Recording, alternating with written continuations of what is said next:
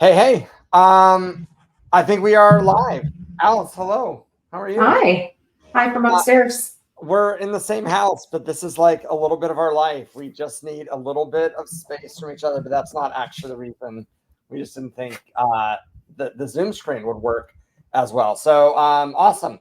Thank you for confirming, everybody. We are live. Hoping we're live on Facebook and all the things. And gosh, we have been getting like some requests from this. I feel like more recently lately, right? We were out to dinner with a couple friends, and Yeah. they're just peppering us with questions like, "How do you guys set goals?" And I feel like that has like started this whole chain of conversations that we've been having about it. And hmm I guess just to kind of ground us at the beginning, Alice, like when you think about the power of goal setting. I mean, I know you're coaching agents, goal setting with their kids. What's important about goal setting to you? Well, I think if we go back and any one of us look at, hey, when we were 18, when we were 20, when the world's your oyster and you feel like, there's this whole big world out there to conquer, none of us says like, hey, I want to go live an average life. And yet I see a whole bunch of people just living average lives. And the difference between living an extraordinary life and living an average life is really just this identification of where the gaps are and then some sort of plan to move forward. And it doesn't always look like what you think it's going to look like, but it's that progress, it's that move towards that is the win. And that's the only difference between ordinary and extraordinary. Yeah, I love that. I love that. And by the way, Alice, so I think it's because I'm hardwired in and you are not. Your Wi-Fi is a little glitchy. So if it gets glitchy, I will interrupt a little bit and take over, and then you come back. Hey, everybody, this is our family. This is the best goal setting we have ever done. Is we have been launching these 4 businesses. We've had an exit, a liquidity event on 2 of them so far, kind of. 2 more liquidity events still in the future. This is what goal setting looks like as a couple. Alice, you want to introduce the crew there? Yeah, this picture was taken when we went to Spain last year. So Carissa's our oldest. She's 20, and then Laura's 18, and then Annika's 15, and Brianna's 12. Yes, yes. The awesome. Alice and I have been married for 24 years, about in a month. But I feel like we're getting closer to saying we're coming up on 25. I think we see it. I think we can round. It is insight. It is insight. By the way, if you're joining in here, I'd love for you to start to drop in the chat. Two things. One, where are you from? Where are you joining in from? And 2, what is it about goal setting, specifically as a couple, perhaps? But what is it about goal setting in business and life that is important to you, that makes you want to take some time out this afternoon to join us in this conversation as we go through a couple announcements? One, a lot of our goals had to do with a move to Austin. Which means and an amazing house here, which means if you're coming to Austin in August, our real estate franchise, Keller Williams, has a big annual conference. You don't have to come for that. You could literally just come for this party, but we are doing a party on August 12th. We would love to see you. So there's a few details for that. And then also, and this will be a little bit of what we'll talk about today. We're starting to do some workshops for couples, specifically couples that feel like they've got to be partners in business and partners at home. And there's a almost a polarity challenge in that. There's lots of challenges in that sort of a world that are different from other couples. But if you find yourself saying like, yeah, that's us, like we have that kind of challenge, wow, we would love to engage in conversations with you, with other couples that are facing similar challenges. And this is going to be one of those in-person conversations that we're going to lead in that. So if it resonates for you, check it out. We'd love to talk with you. Reach out to either of us. And then randomly, Alice and I are speaking at a real estate conference in a couple weeks. If you want to join us in Nashville, we'd love to see you. And there's some details on that. But Alice, goal setting. When you think about, and I'm gonna show a picture here in a second of like our very first goal setting experience. So don't give that away. But like when you think about goal setting for us over the last 24, 25 years, like why has this become so important? Well, one, no one taught us how to do it. So this wasn't something that we came out of the womb. We didn't come from families that did this. This isn't something that, we learned young at all. This was something that just through um, we're both very growth minded. We're just Yeah. like, we want to grow. We want to learn. How do we get better? And I think a lot of the things that we were reading, even in our um, late teens, early 20s, everybody would talk about goals. And so when you start seeing something pop up really often from people that are extremely successful, you start to listen. And so this word goal kept coming up over and over again. So we just got curious about it. And I was going to, is it okay if I share our first anniversary story? Yeah, that's awesome. Because this was kind of the first time that I actually saw, oh, this whole goal thing, like there's something to it. So we were living in Chicago at the time, and our first anniversary rolls around. We didn't have a lot of money, so we lived in the suburbs. So our big splurge was go on Priceline, find a hotel downtown for like probably $70, 20 years ago. And like, we'll just stay downtown. So we took the train downtown. We stayed for a couple nights. We went to Starbucks. We took a journal. And I think he just said, like, let's just make a list of all the things that we want to do in the next year, or, just in the next whatever. So we just like made these like ridiculous lists of just all of these things of things we wanted to do, places we want to go. We just made these big lists. And we had a fun weekend. We went home. We got back into the groove of life, went back to work and all the things. And our second anniversary popped around. So 365 days later, we're like, hey, what should we do for our anniversary? And hey, we should go do what we did last year. That was really fun.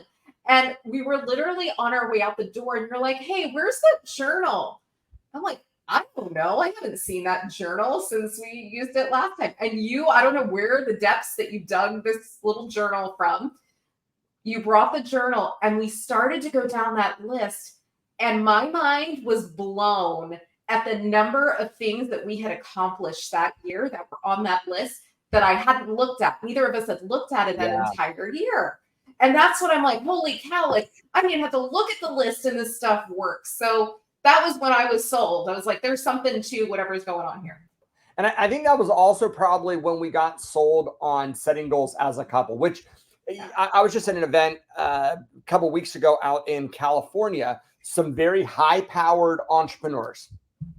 But the challenge that we had at the lunch table was everybody was talking about their goals and business and their personal goals.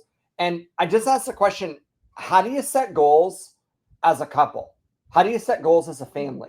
And it really exposed that even if you as an individual are really good at goal setting, there is a unique challenge to setting goals inside of a relationship for something like a couple. You might hear Alice and I use language like there's Seth, there's Alice, and then there's our couple.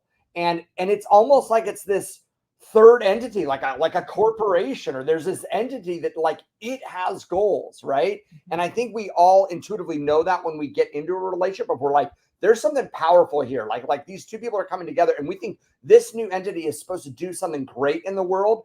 And then the day-to-day life happens and it can get really, it can get more challenging, right? It looks good on paper. So I'll also say this, if you're listening to this and you've already tuned it out because you're like, can I tell you how much I hate the word goal? You're not alone. Alice probably tunes it out way more than me. But here's what we know. Like, when we find that we are in a season that feels off balance, right? Like you got a whole bunch of business goals, you're working really hard in business, and personal life is suffering. One way to understand that is that goal setting sucks, right? That could be one way that you just interpret that part of the world. Another way to understand it is actually that we just haven't set enough counterbalancing goals in other areas that matter. Why? Sometimes because it's hard, right? It's really easy to set an income goal.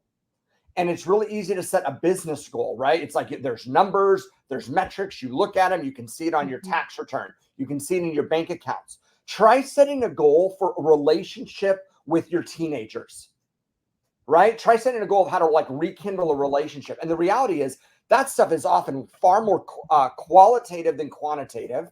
It's really hard to like put a number on it. And so we shy away from that. And then we start saying something like goal setting doesn't work. The reality is we just need to find ways to set goals inside of every category of our life. By the way, if you haven't heard of this study, right? I think there's a study, I think it's Harvard. I guess it could have been Stanford, but it's a whole idea of when you're setting goals, right? You get this whole population. Not everybody sets goals. So the fact that you're on this webinar right now, like you are a goal setter, right? Like you're attracted to this. But secondly, not everybody sets written goals. So even when you do goals, you're not necessarily setting goals in writing. Remember, part of it's good enough, right? I told you, or Al shared the story of we set goals, then we lost the journal. We didn't read this thing. It wasn't on our mirror every day. We didn't do chants in the morning. We didn't do anything. We literally just wrote goals and then it disappeared. And a year later, that subconscious stuff had gone to work, right? I mean, that's what's really powerful. But the 3% of the class that had written goals and a plan were making 10 times as much as the rest of the 97% of the class. And I could say, who cares about the money? The money was probably the least important if they set goals properly, right? So our very first goal setting experience, look at that little girl in that picture there. That's unbelievable. That's wow. I don't even know what year this was, Alice, but who is this for people that don't know? Yeah, this is Jim Rohn. I'm going to say circa 2004, 5, 6. Yeah, really, really early on. I'm wearing the same black shirt in that photo as I am today. So we're going to give you a couple tools around setting goals. Here's the very first one, right? What we learned first from Jim Rohn was this: get a blank journal, get a blank piece of paper, sit down. Now, because we want to talk about how to do this as a couple, we're going to suggest like doing this as a couple. And if you're watching this and you're like, I didn't catch the couple part, I didn't get that memo, awesome. Go do this by yourself. Totally fine. Here's the strategy. One, you just start to brainstorm goals. You don't put any other filter on it. You don't ask yourself the question, what are my 1-year goals? What are my 10-year goals? You don't ask that question first. You just start to drop everything onto a piece of paper of your goals. I think his goal, I think that the instruction that he gave was, how fast can you get to 100 things? Yeah. Because you really want to keep momentum and just keep going. Just write it down. Like, I want a Tesla. I want to travel to Italy. I want to go on a hot air balloon ride. Like, you just keep going. And there's categories for it, right? We'll cover this a little bit later, but one very simple one is be, do, have. What are things that you want to have? That's that Tesla, right? What are things that you want to do? Travel to Italy. What are things that you want to be? Somebody who completes a marathon, right? Be, do, have goals, all different types. But the point is you brain dump them. So when we first did this, we brain dumped 100 goals. Maybe we got to 200. And then we followed the next step of the exercise. And the next step of the exercise is next to each number or next to each item, you write down the number of years that you think this is a goal, right? So if we said, take the kids to Italy, if we wrote that in the last year, we would have written next to that one because that was actually a goal that we had for 2024. But there might be other goals. Like, I mean, how many years now have we actually had go back to Bora Bora on our goal list, right? I mean, it's been a bit. And that one we might write like that's a 5-year goal, right? Or I want to learn how to fly a plane. And for me right now, that'd be like a 5-year or a 10-year goal, right? It's somewhere in there. What you notice once you do that, once you start writing down the numbers next to them of like how soon do you see this happening, is we start to notice as individuals and as a couple if we are nearsighted or farsighted in how we set goals.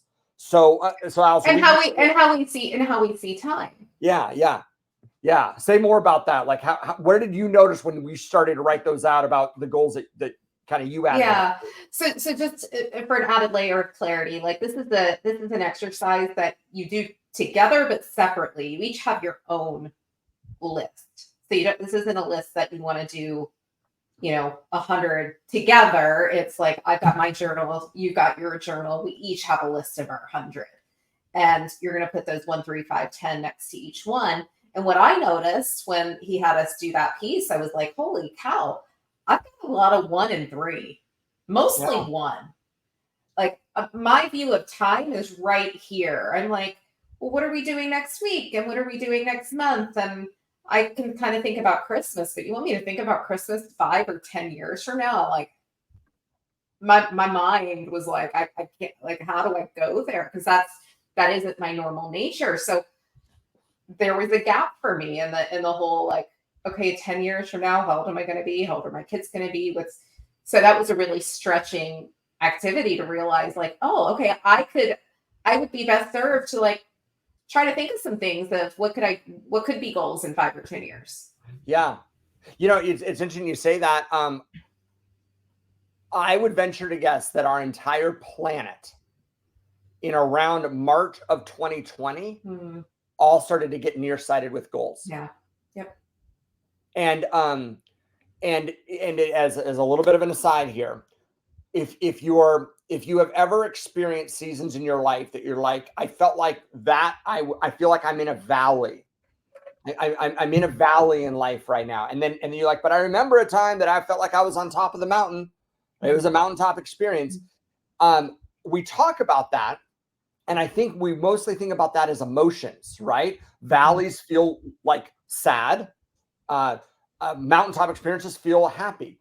Consider for a minute that if you're actually out hiking in a valley or out hiking on a mountaintop, one of the things you experience in those two different environments is how far ahead you can see.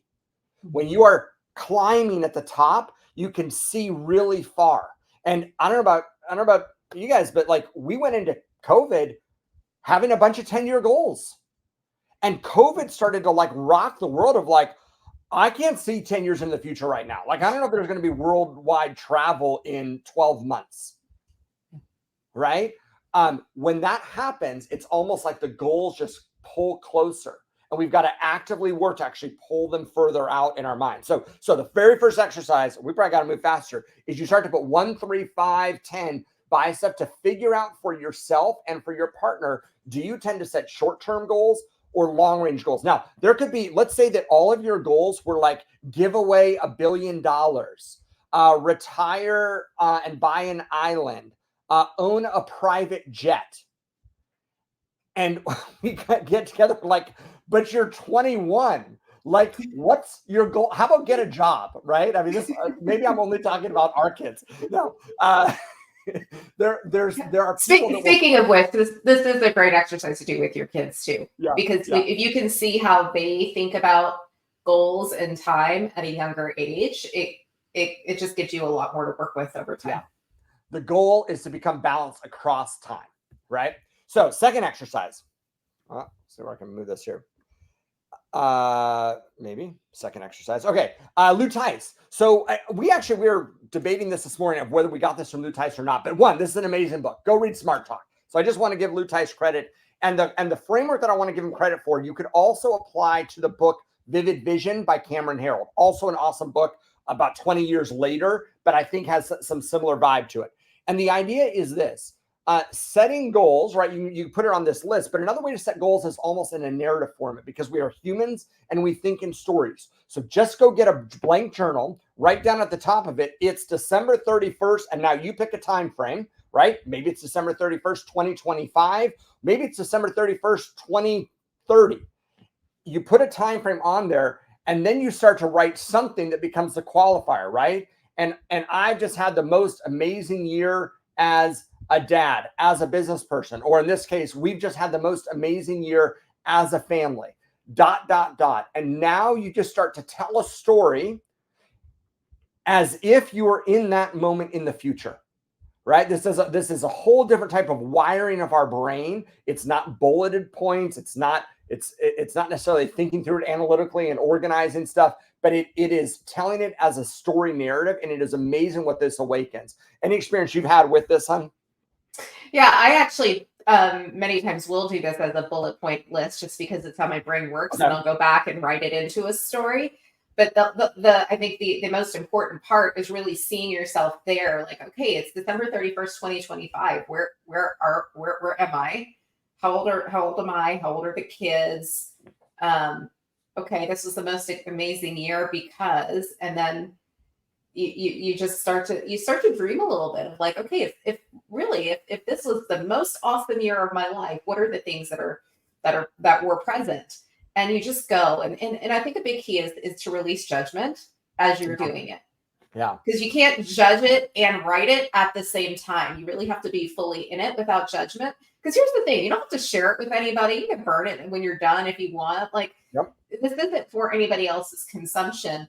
But But writing is the deepest form of thinking, which is really why I think a lot of us are afraid to do it, because it is such deep thought. But the reality is, again, nobody else, you don't have to share it with anybody, but the gift that you give yourself to do it is massive. And I think another key element is get out of your normal everyday habitat to do something like this. This is why Seth and I travel a lot. This is why, like, the best times for us in setting goals, we literally will pay money to get on a plane and go somewhere, whether it's a conference or, to see friends or whatever, because we have to remove these boundaries that are in our mind and just in our physical space that draw us back to ordinary.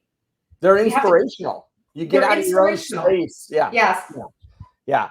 So, and by the way, both Lou Ties and the Jim Rohn approach are, they can feel pretty 30,000 foot view, right? Like this is not how to take a goal and turn it into an action plan. Also a very good workshop. This is about dreaming as big as you can. What we do know is the bigger the goal, the more the magnet that pulls us towards it. And now this kind of last comment on kind of the big thinking. I see vision boards here. Is this Laura? This is Laura when she was. This was 2015, so she would have been 9 when she did this. And I think this was probably her first or second real vision board. This was her second vision board experience. And you know what? I can't tell. You and I are looking at this picture for the first time. Mandy, thank you for helping us put this in. I swear that picture that she has down there, if you told me those are people surfing, I would not be surprised. I would not be surprised. I might just be saying that because of where she is right now. But yeah, Alice, what's our experience been with vision boards for the kids and for ourselves? I think for those of us that are words are hard, putting pen to paper is hard. Great. Then go do something visual. Yeah. Pick up some pictures, because there's some of us that it's a different way of goal setting. It's a different way of getting to the same place. So sometimes this is just a more inspiring and fun and lighthearted way to get to goal setting. And the number of goals that our kids have reached just by putting them on these vision boards, I mean, gosh, we've got a million stories of that. I will tell one that one year we did a family vision board where we got one big poster board and everybody got to put stuff on it. By the way, gotta be surfers. Stop it. We'll show her this picture. Laura is surfing in Nicaragua right now. That's pretty awesome. That's pretty awesome. Unbelievable. Great picture. Yeah. See, my mind gets blown every time. I literally found that picture this morning. We did this big family vision board, again, probably 7-8 years ago. And we just came back from a trip a couple months ago. And she started pointing out, she's like, Mom, we put these pictures on there because they were pretty. We didn't know where they were. And we start reading where they actually were. And they're places that we have visited in the last year to 24 months. Now, this thing hangs in our kitchen. We walk by it all the time, but nobody's ever standing there looking at this vision board. Yeah. I love it. So now let's make it a little bit more practical. So we just talked about vision boards. We just talked about this exercise of bullet points and writing numbers next to them for years. And then we talked about this perspective of it's December 31st, 2025. We've just had the most amazing years of family, ... And now we start to describe it. All 3 ways to kind of access the imagination. Put on your list of books to read The One Thing by Gary Keller. That's the name of the book. I can show it right here. I don't collapse all these books here. No, wrong one. Sorry. That's not it. The One Thing by Gary Keller. And he has this idea in here of goal setting to the now, right? And I'm sorry, this is so hard to read, but I can just say that that middle image that says goal setting to the now, the top of it says someday goal. And it says, what's the one thing I want to do someday? And then he kind of drills it down to say, well, if that's my someday goal, then based on my someday goal, what's the one thing I need to do in the next 5 years? And then based on my 5-year goal, what's the one thing I need to do in the next year? And then based on that, what's the next thing I need to do in the next month? On and on and on. And the idea is setting a big long-term goal, And by the way, if you find that you're only good at short-term goals, you don't know how to set long-term goals, maybe we'll get a chance to talk about that too, because there is a strategy. But if you're good at setting long-term goals and you need to work your way backwards to like, someday I want a jet, but tomorrow I need to go get a paying job. Okay. Tomorrow I need to go sell some more houses, whatever it might be. You work it back to how do you be present in the moment and do whatever's appropriate right now to set up that, as the left image shows, this domino chain of all the actions that you need to take. Alice, I know you get yourself a lot of Gary these days. Anything you would add on just this? I'm not gonna add to this one because I think a lot of us that are already in these fields that are we get a lot of this. I'm gonna speak for a second to maybe the spouse or partner that this would like scare the living daylights out of them. And I'm gonna give you a different way to get to the same place, and that is simply with the prompt. Wouldn't it be fun if ... Wouldn't it be fun if? And I started making lists like that because it took the pressure off that I had to go reach this goal. But it gave me permission to dream, where some of this stuff I felt like, holy cow, if I write this, then now somebody's going to hold me accountable to it, and I don't like how that feels. So I started to make lists of, so maybe you've got a partner that's like, I don't know about all this stuff. Okay, well, what are some things that would be fun? Well, wouldn't it be fun if we had a personal chef one day? Wouldn't it be fun if, I'm going down my list, right? Wouldn't it be fun if I had a personal shopper that like went through my closet every season and like made clothes magically appear and disappear? And wouldn't it be fun if we had a house in 4 different seasons? And wouldn't it be fun if I phrase it that way, all of a sudden the pressure's gone and I can see differently and I can dream differently, as opposed to, well, if I write this goal, now I've got to come up with this concrete plan to make it happen. And now I'm stressed out. And so like, I just want to burn it all. And it's like, okay, how do we start from a place where it's comfortable to ease into some of this? Yeah, I love that. Love that. All right. So second concept that we want to talk about today is, if the first idea was like how we set goals, we want to talk about this idea of balance. And this is actually another tool on how to set goals. It is also a tool that we want to put in right here because it is the tool that I think is the tool that helps us create the most balance in our life, right? And it is simply a way of well, it's called the Wheel of Life. Go Google it. There will be 1,000 options for you, right? I like to give credit to Tony Robbins here, but the reality is go Google it, find somebody that you respect, find one that you like, and then go give credit in your life to whichever version of that is. I have no idea how old this is, but the Wheel of Life, there's a couple different ways you can use it. And Alice, I'm curious to know, I know you do like women's events and you've used it in there, but generally speaking, it's this: you take a wheel, you divide the wheel into slices of a pie, right? And each pie slice represents a different category, right? This is why when people, if you just did that category of like, hey, write all your goals, the problem is that prompt, B, do you have that qualified it a little bit, but you didn't make sure in that list that you had health goals. Be like, crap, I totally missed it. Or you didn't have family goals or relationship goals, and you felt like I was so focused on business. The Wheel of Life is what helps us make sure that we are focused on all of the areas that we want. So in this one, I mean, it looks like business, career, finances, health, family and friends, romance, personal growth, fun and recreation, physical environment. I think this is a great one, right? Go find another one that you like. Somebody will have 5 pie slices. Somebody will have 7. Somebody will have 13, whatever. Then we would rank ourselves, right? Just how are you feeling about it? It doesn't matter. Rank yourself whatever you feel like right now. And then just simply ask yourself the question of what would it look like to expand this circle, right? Maybe you rank them and they're all 2s and 3s. Like, great. I just want a bigger circle all the way around. But the other thing you'll notice is a flat tire. And Alice, how do you, when you do this with clients and you see a flat tire, what does that look like?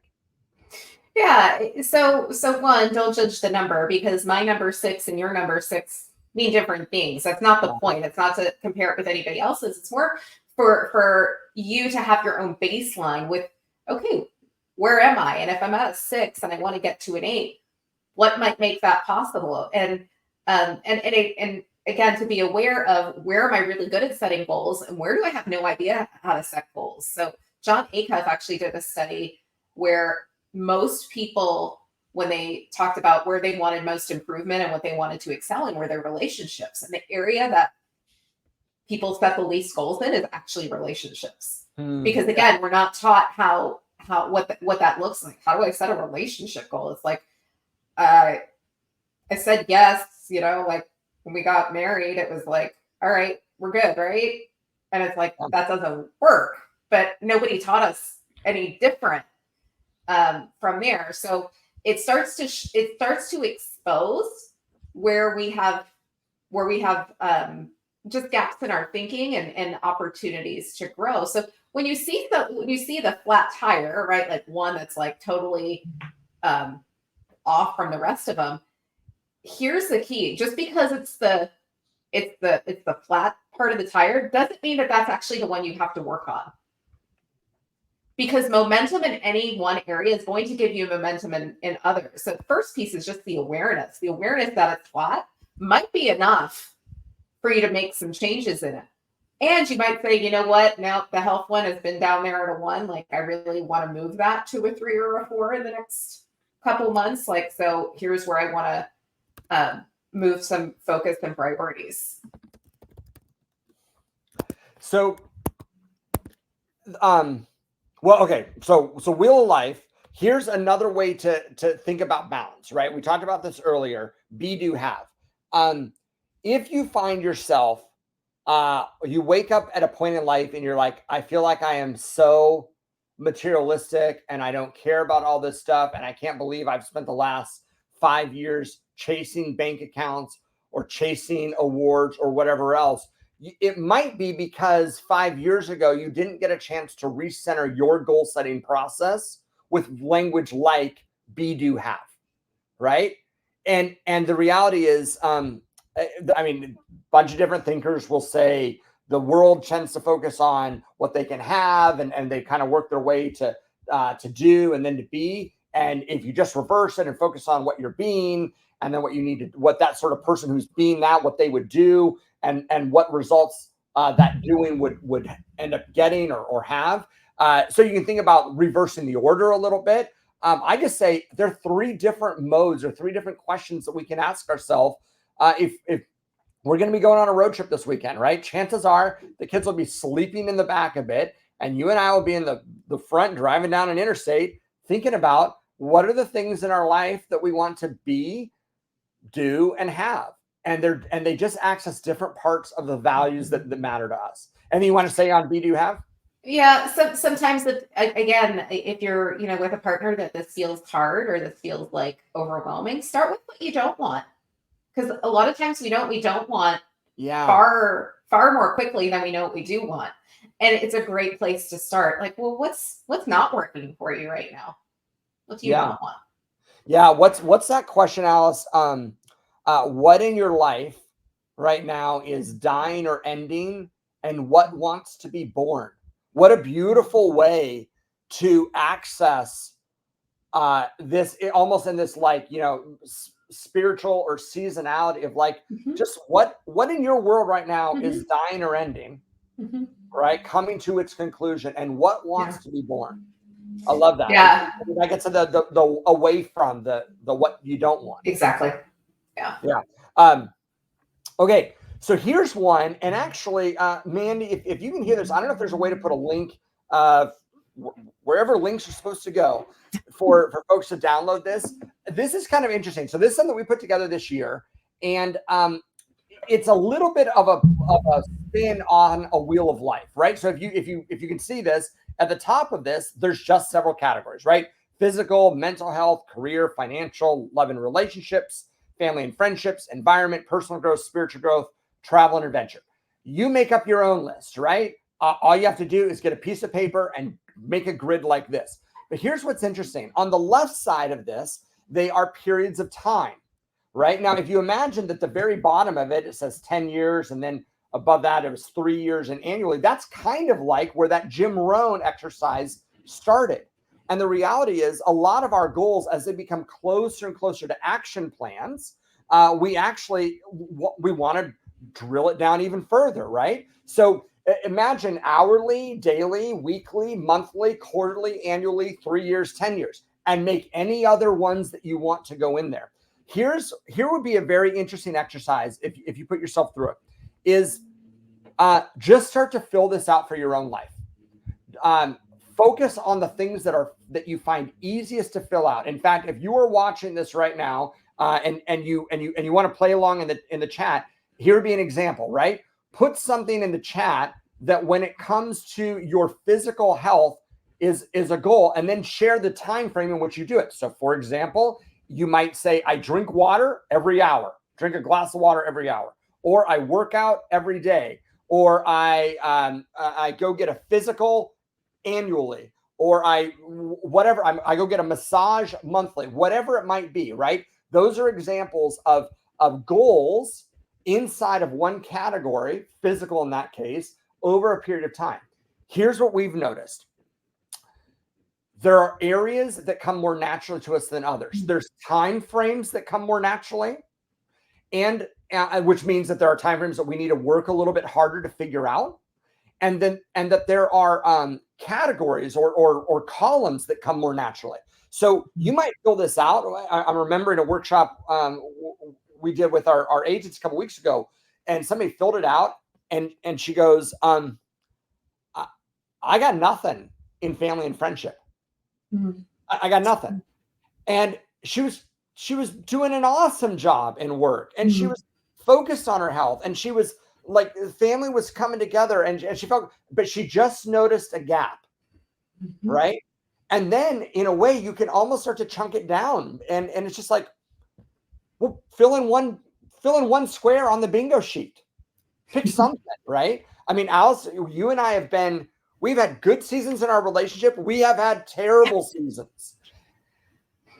And in our good seasons, we look at a chart like this, and we look at love and relationship, and we're like, yeah, we got stuff all the way down the columns that work. And when we are not at our best, we look all the way down the column. We're like, we got to put some stuff in there. What do you notice when you're looking at this, or how you've interacted with this, hon? Yeah, I just love how it breaks it down, and I'm just going to urge you, when you pick something like this up, that the whole goal is to find the gap. Like, get excited when you see the gap, as opposed to like, oh my gosh, feeling, some sense of shame or disappointment around the gap being there. We all have them. We just don't talk about it. So go look for where the gaps are and be excited about where the gap is, because now you can do something about it. You're now empowered to make a change, should you want to make a change. And it doesn't have to be this massive thing. Like, she didn't have anything filled out in friends and family. Great. Just like you said, one square, just one. What's one easy win? Because now you're already exponentially better than you were before you identified it. Yeah. So here's a very helpful tool. It helps you think through the different categories of your life that matter, but also thinking through. Here's what we notice with couples. With a lot of couples, we're like, walk us through some of your goals for your relationship. And they're like, we give each other a kiss every day. It might be like, we're just trying to survive. And what they end up having is they have like this, daily habit. But when we're like, when's the last time that you got away as a couple?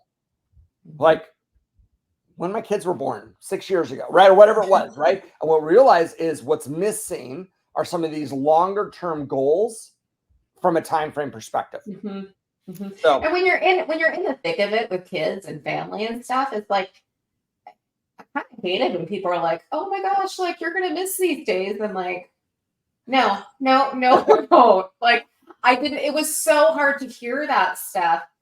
But I think to have these conversations with one another, to see how you each, again, see time is what shows up when you're doing this. Because like, one of you might have a whole bunch of hourly, daily, weekly. One of you might have all these like 5, 10 year, and some categories where we've not been taught societally, like, what do we want our relationship to be when the kids leave the house? Yeah, I think that's huge what you're saying. We're going to start talking about like differences as a couple. But like, imagine if you both did this, and then you look at each other's. Alice normally Alice is a lot better and more focused on sort of that top part of the chart, right? She's just more kind of specific time. It's just, long-term planning is lunch, sort of stuff. And I mean, there's a difference in how we all see the world. All right, alignment as a couple. So we're talking about goal setting, but we also want to be talking about goal setting as a couple because we think it matters. Like, we actually think we all at some point in time got into these relationships thinking that as a couple we were going to go make some beautiful music in the world together. And that requires, I mean, just imagine two singers. I mean, Alice, could you imagine two singers singing and one of them is off key all the time? Could you ever fathom that happening? That would be terrible. Or drumming terribly together. Setting goals together requires being in alignment or in attunement. So here's a few of the exercises that we found over the years have been helpful. I know you love this one, Alice. Why don't you explain the one thing core values exercise? You probably got one there.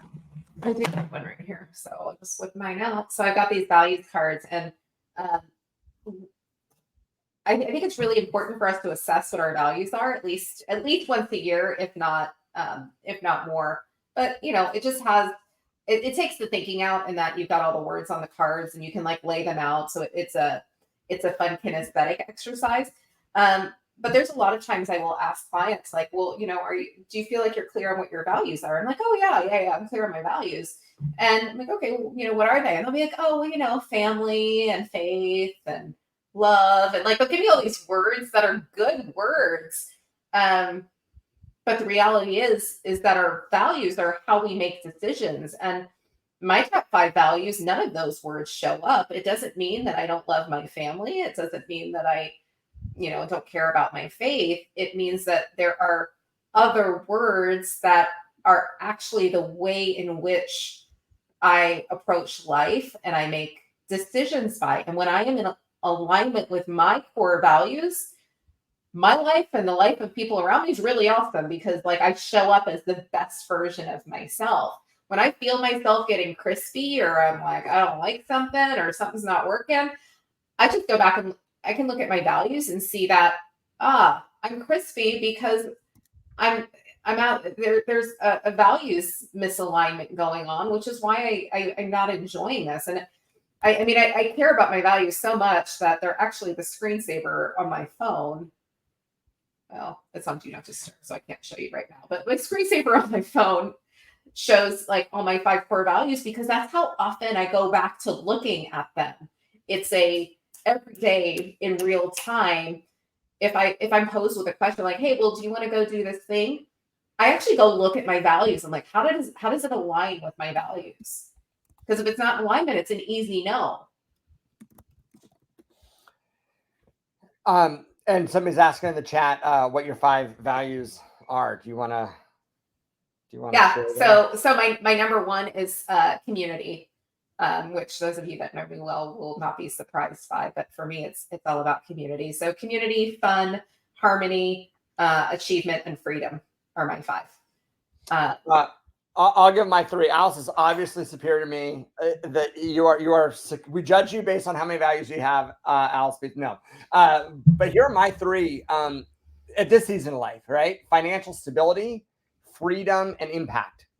And what's interesting when you start to do that is for me, those are in order now because I realize it's hard for me to think about freedom if my financial stability somehow got rocked. Right, and if you go through an economic downturn, you might get back to this almost like Maslow's hierarchy of needs. But then I find like when it's freedom and impact, like, would you want to have the biggest possible business up there? I'm like, not if it violates freedom, right? Like I will sacrifice impact to have the freedom that we want as a family to travel or do what we want. So there's 3 core values, but even ordering them inside of that, there's a fantastic NLP coach is actually on this webinar today. If you want his information, reach out to us and we'll connect you. And he's one that we did a values align or exercise with on how to actually stack your values and think through that way. So again, write down a values exercise. I love this quote: when your values are clear, your decisions are easy. And by the way, as a quick aside, when I say that quote, I think back to you and I doing buyer or seller meetings with people wanting to buy or sell a house. And here's what we realized, guys. We have been doing goal setting for couples for 20 years. We just didn't know to call it that, because when we actually look back and think about what really lit us up about working with buyers and sellers, which we still do mostly through me, but what really lit us up about that is we would sit down with folks and we would actually help them envision their best possible future, of which a new home was absolutely a part of it. And we would help them get clear on their values and come up with an action plan. It is goal setting in such an important area of life. So if you are a real estate agent listening to this, thank you for the work that you do of helping everybody in your world create and achieve goals. Yeah. One last thing I'll say on the values is they're your words, and all that matters is what the word means to you. Yeah. So, somebody else might have community as their number one value. It could mean something entirely different to each of us, because we each have our own internal representation of the word. So this isn't about like, my values are better than your values, your values are better than somebody else's. It's like, they're just your values. And once you get clear on them, there is an amazing, liberating feeling of realizing you don't have to say yes to everything. We're in a society that talks a lot right now about like, where do I say no? How do I draw my boundaries? You draw your boundaries based on what your values are. Yeah, I love it. Come on. By the way, talking about alignment as a couple, I just want to put this out there that if you find that you got into a relationship with somebody and you're like, this was perfect, we saw everything the same way, we did a values exercise, we were totally in alignment with our values, and I don't know what the hell happened to her, right? Or him, right? Here's what happened. You're doing what would happen on a trapeze artist or kids on a seesaw. You are naturally living a bigger and bigger life, and as a couple, you are creating the counterbalance, right? So the more focus that I get on work and building something big at work, guess what Alice focused more on, right? She focused more on making sure that we were having an amazing home journey and things with our kids. Like that's what teamwork can often look like. And so just understanding that doesn't necessarily mean that you picked bad, you made a wrong turn somewhere. That can actually be that you are counterbalancing each other's personalities on purpose. We see each other do that now with time, right?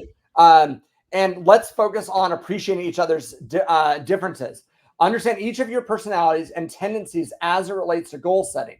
All right, so we talked about the counterbalancing there. So here's some examples, right? Who sees the big picture?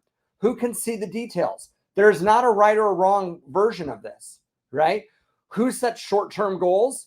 Who's better at setting long-term goals? Who sets away from goals and who sets towards goals? Now, that might be an area, I guess, if you subscribe to Tony Robbins, Tony would say away from goals will really like get you motivated into action, right? You have a heart attack. You don't ever want to have that happen again. That's an away from goal, right?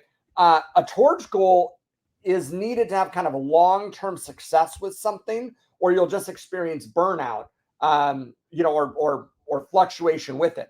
But these differences are what make couples great. Alice, anything you want to share on those? Well, yeah. I mean, there's times where I've seen couples, though, that, who can see the big picture, who can see the details, where they both see the big picture, right? And nobody sees the details. So again, it's just exposing a gap of like, all right, where do we need to be more mindful so that, when we go to Bora Bora, somebody remembers to bring a passport. That would be helpful. That would be helpful. It's also a little bit, you could use language like, who's the black hat thinker in the relationship, right? But again, over time, what can happen if you don't notice that what you're doing is counterbalancing, like you'll just start to label each other. You're two sunshine and rainbows. Well, you're always looking on the, glass is half empty. Well, once you realize that you're playing a role, you can just say, let's switch hats for a minute. You get to wear the what's possible hat, and I'll wear the what could go wrong, or what I want to move away from, or whatever it might be. that's actually a real gift to each other in that process. Yes. I mean, I like this one, and we just wanted a picture. Who's more head in the clouds?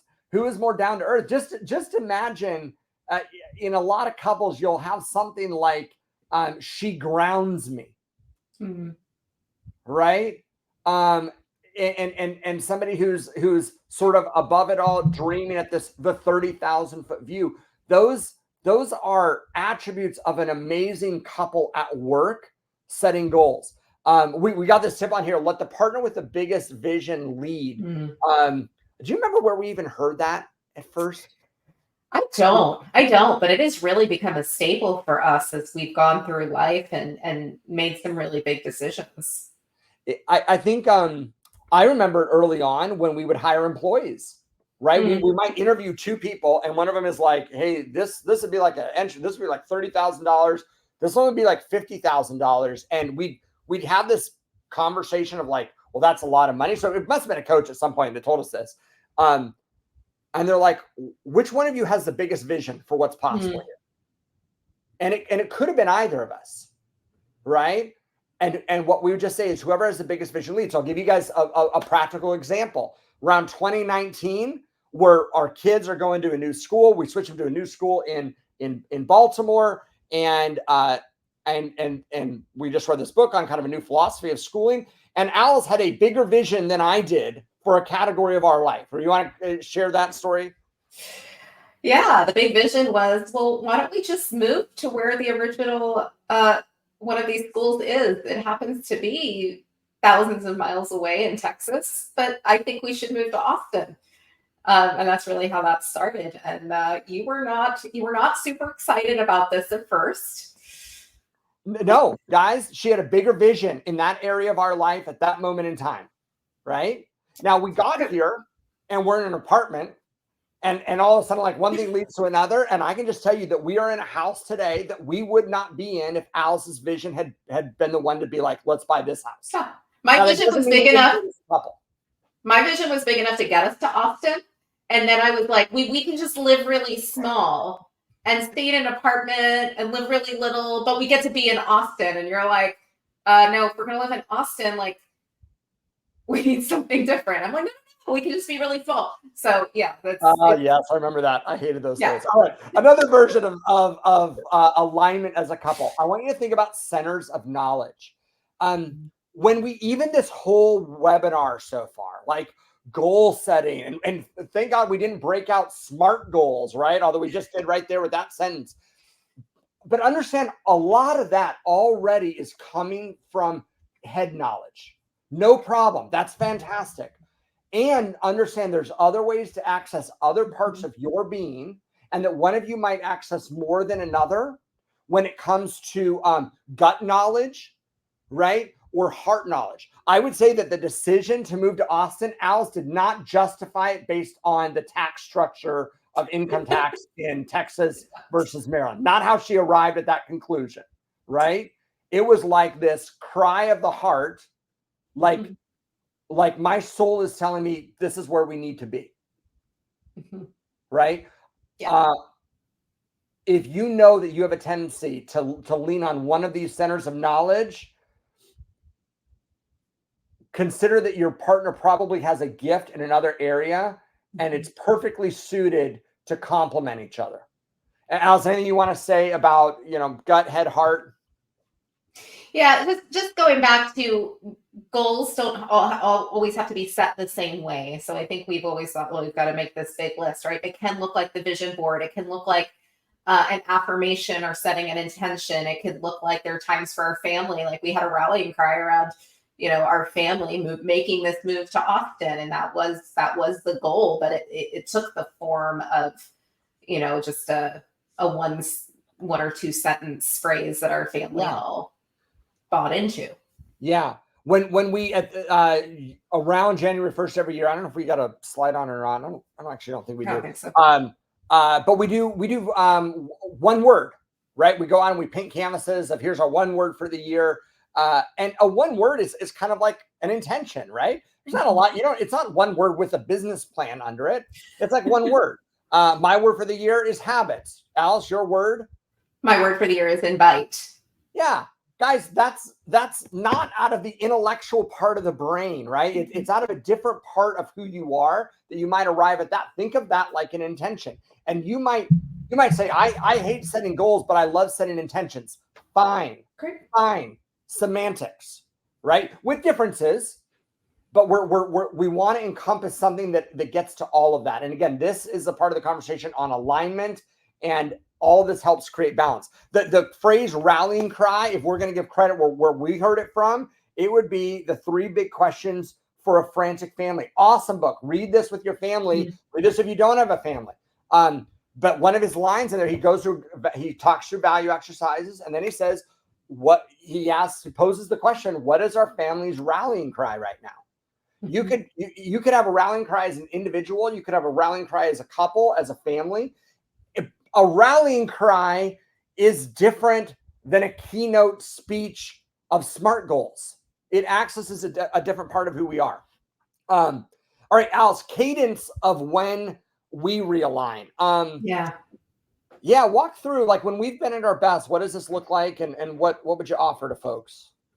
Yeah, so the weekly date night is something that I think we've done pretty darn well through having 4 kids and them being really young. So that was something that we've always made a priority. And now we're in a season of our kids are older, and for us, it's probably more like two nights a week that we'll go out. The monthly overnights, the quarterly getaways, vacations versus family trip. We had a coach that taught us about that very early on, that family trips are not vacations. So things that you and I do together without the kids, and then an annual adventure with the family. So really putting in these big rocks. So part of goal setting for us is even just looking at, two tools that we use. One is a calendar of just dropping these things in. The other thing we do is we go back and we look at pictures from the past of, hey, what have we done, between January and July of this year so far? Because there were so many things that have already happened that I believe I don't remember, but it shows up obviously in pictures that we've taken. But the whole idea of getting out of your everyday space is so important. Like, if you're doing a date night, well, we've got our favorite restaurant we always go to, right? But like, if you're leaving our house and going somewhere else. Oh, am I breaking up? Yeah, well, no, your audio's been fine. Your audio's been fine, but video's a little wonky. So I'm going to cover for a second. We'll see if it gets a little bit less glitchy. What I'd say is, if you're watching this, write down, pick one of these. So you're like, this is the one that I want to improve on a little bit right now, right? Like, maybe you're like, we're nailing it at a weekly level, but we're not really doing like this quarterly recalibration. I'll just say that about monthly, we find that we need about 4 hours to really kind of walk through where we're at goals. I see you blinking, so I think that you're back on. If monthly you're like, yeah, we've got about 3 or 4 hours of stuff that we need to talk through. Absolutely, like, we don't take out a calendar necessarily on date night, but by monthly we are looking at finances together, and we're looking at our calendar together, right? The 2 areas that your values will show up in your life is, how do you spend your time and how do you spend your resources? And so we'll look at those things monthly. Quarterly, we'll find that we need, it could be like a 2-night getaway. Quarterly would be fantastic. And then, the difference between a vacation and a family trip, if you wonder what that is, it's this. If you have kids and you have gone on a trip and you got back from the trip and you're like, oh my God, I just got back from a trip, but why do I feel exhausted and feel like I need a vacation? And the answer is because you do. You didn't actually go on a vacation. You went on a family trip right there. And there's a huge difference. The last thing is the annual epic adventure. And this is just a goal that we are setting as a family. These are the big rocks. Let me switch to the next thing. Give me just a second. I'm going to give you some closing thoughts on alignment here. Give me just a minute. As we wait to see if Alice will come back in. All right, while she is. 2 things. Alice, you're back, if you can hear us. 2 things on alignment. Number 1, Alice, you're back up there. The 2 things on alignment. 1, the faster you go is when you will notice that you're out of alignment. The faster you go is when you will notice that you're out of alignment. And it's like one of those things where it doesn't shift right away. But when you start getting this car going at 60 miles an hour, that's when you notice if the wheels are rattling, because as a couple, you are not in alignment with your values. We don't notice it when we're slow. We notice it when we're fast. The second thing is this idea of the compass and being 1 degree off. Again, you don't notice how far off you are right away. We don't notice when we're out of alignment when we've only gone a few steps down the road. We notice it when we check in after a difference in time. Over time, over a distance, it makes a huge difference, that 1 degree of separation. And the third thing about alignment that I'd leave you with, and then Alice, we'll get your closing thoughts, Sarah, which I'm hoping it's going to work, is the idea of synergy. If you've ever heard the story of the Clydesdale horses, the Clydesdale horses are this metaphor for all of us, right? Here's the metaphor. If one of these horses can pull, I don't know, 1,000 pounds, right? If one of these horses can pull 1,000 pounds, and then two of these horses together, you would think ought to be able to pull 2,000 pounds. And the reality is the amount that they can actually pull together is far more than the sum of their parts, right? If one can pull 1,000 pounds, then one can. Oh, Alice, you came to join me. All right, we'll switch this out here. It is what it is. All right, there we go. If one can pull 1,000 pounds, and we would think two could pull 2,000, the reality is you are better together. This is the idea that like 1 + 1 equals 11, or it at least equals 3. All right, and the last thought I think is, so there's some resources, and people are asking for slides. Yeah, we'll definitely get some of these resources for you, but grab a quick picture of this. You got about 5 seconds to grab a picture of some of these books. Anything you want to share, and then I'm going to leave them with the we'll leave them with the realigned stuff. But anything else you want to share on this? No, I mean we are voracious readers, and so many of these books have had such a deep impact on our life. Yeah. All right. I'll leave them with this. Why don't you explain kind of what we're doing August 11th and 12th, and see who wants to join us. We have found that there is just such the community of couples that work together is just such an underserved community. And when we got into working together, we just went and sought out other couples who were successful at home and also in the workplace. And it was actually really hard to find people. And so here we are. We always said that we wouldn't do things prematurely. Like if I've got a 6-month-old baby, I'm not writing a parenting book, right? We're 24 years into this marriage thing, 4 kids, 2 out of the house. We've started multiple businesses, and now it's time for us to get couples together that work together, that want to have a successful business, but even more importantly, also want to have a successful marriage. And how do you do those two things together? So we're launching what we're calling Realigned at our home. We would love to have you join us. If you're wondering if you're a good fit or whatever, just send us a message. This is not about which brokerage you're a part of or anything like that, but it's really about, being committed to living rich in relationship, business, and legacy. Yeah. Love it. Awesome. Guys, thanks for being on today. We got to run. Obviously, we'll deal with our technical glitches for next time or not. But either way, we're really grateful that you're here, and we look forward to connecting with you soon. But we'll reach out. We'd love to hear kind of what's been most impactful on this content for you guys, so we figure out other ways to share some of this stuff in the future. Hope you guys are doing well. Take care. Bye.